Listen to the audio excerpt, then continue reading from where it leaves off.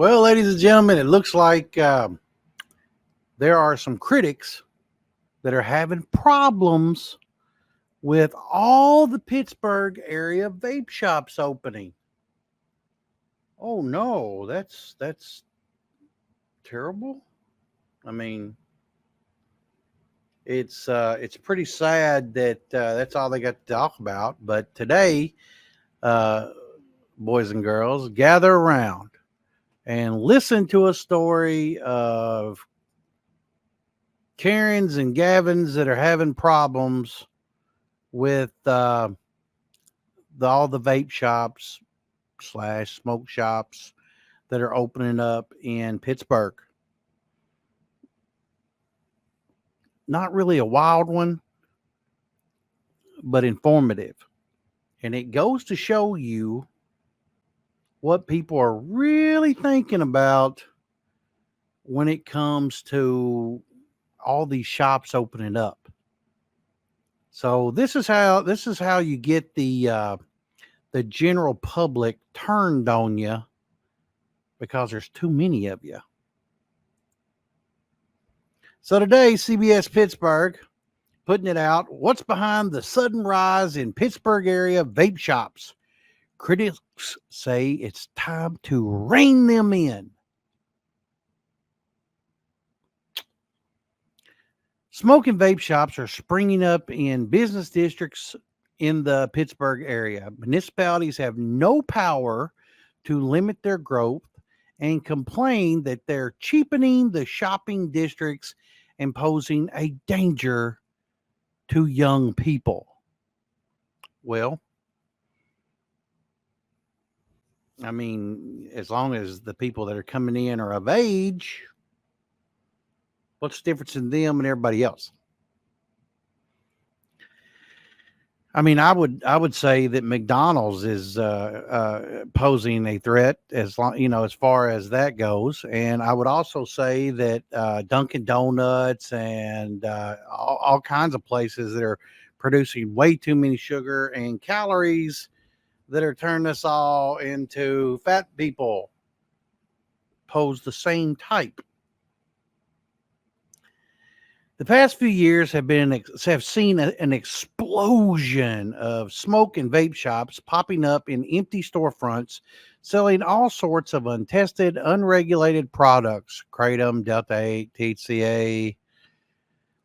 They are regulated to a degree, but I mean, just as much as McDonald's and Krispy Kreme and that type of thing.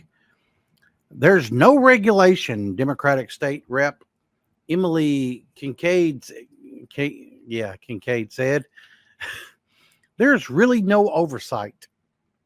And so they're operating a very, very possibly dangerous gray area because there's no information about what they're selling and what's in it. Well, there is. It's called the Farm Bill for the most part. The Kratom has its own regulation and how that works. And, if state regulators are doing their job, they can go in, they can test it, and it is what it is. I mean, come on. Stop playing those games. Across the state, the number of licenses to sell these non-tobacco related products has more than tripled over the past 5 years. Well, the usual suspects are coming in and setting up smoke shops. And nobody's stopping them because you can't. It's the law.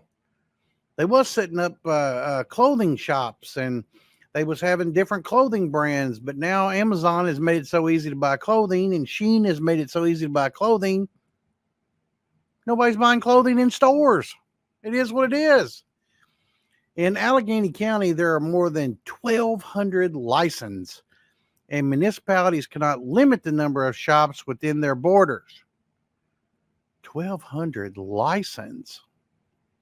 You mean general license, business license? I mean, come on. As a result, they're growing on the south side. Oakland and Squirrel Hill and even suburban townships like Hampton are not immune. There's now 5 along Route 8 and another on the way. Well, here in downtown Louisville, they're everywhere. It's not just you. It is what it is. The people want it. I would even venture to say there's that many liquor stores probably in that area. What you say about that? I mean, we could probably all agree that alcohol kills more people than hemp. I'm just saying. I'm just saying. There are now 5. Okay, yeah. It is an easy business to start, and there are few regulations. And the Pennsylvania Department of Revenue will issue a license to operate for a mere $25 a year.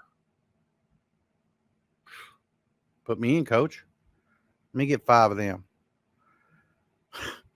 They're a legal business, and they're allowed to do what they do with the $25 license. I mean, if they opened a bodega or a corner store or, a gas station and they put this in it, what would you say to that?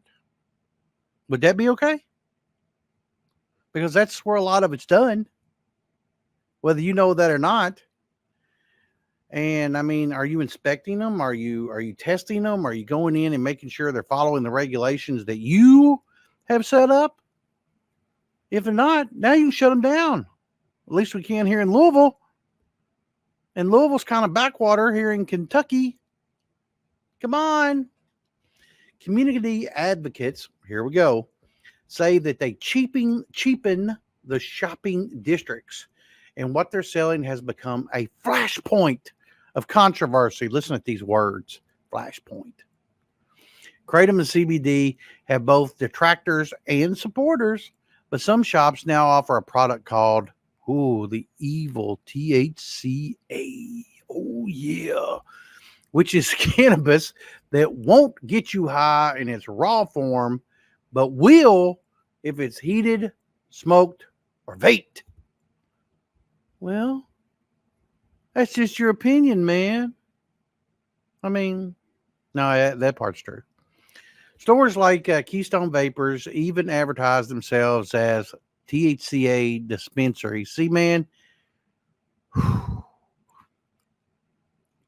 they're going to keep this dispensary crap up until they get it all just done away with. You're just going to keep on with this. But they're not to be confused with medical MJ dispensaries, which are heavily controlled, regulated, and licensed by the state. Well, state, maybe you start putting out there that if they advertise themselves as such, they have to be controlled, regulated, and licensed as such, or else they have to stop it. I mean, you guys make the rules, do something about it. If you don't like the way things is run, it's kind of like voting. You don't like the president, get him out. You don't like your governor, get him out. It is what it is. Vote correctly. Be a part of it. City council meetings. Be a part of it. The amount of money required to set up a MJ dispensary is substantial. This is $25 a year. Again, be a part of it. Regulate. Litigate.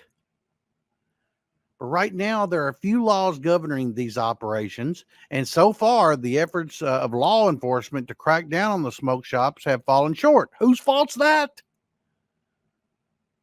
Get the sheriff's department involved, but they deal with the county, and really they got three rules of what they absolutely do. If you don't know what they are, look them up, and believe you me, one of them you're going to be very surprised because I didn't know it at the time, but I soon learned it once I got into the joint. But anyway, the Allegheny Sheriff's Department's raided and shut down a smoke shop in Market Square, and Allegheny County District Attorney Stephen Zappala vowed to take the building. If I can take the building, I'm going to take the building as part of the organized criminal enterprise. While he charged the owners with selling real MJ, the owners contended it was just legal THCA if they could prove it, which apparently they might have. The building and the business reopened within days, and the case is headed to court. Think about it, y'all. I mean, make some rules, for the big picture is stop calling yourselves dispensaries. Stop it.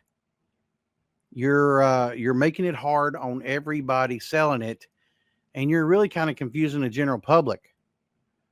If you don't want people to believe that it's MJ, stop acting like it is. Otherwise, you're going to keep seeing our boys in blue, and you ain't going to like it.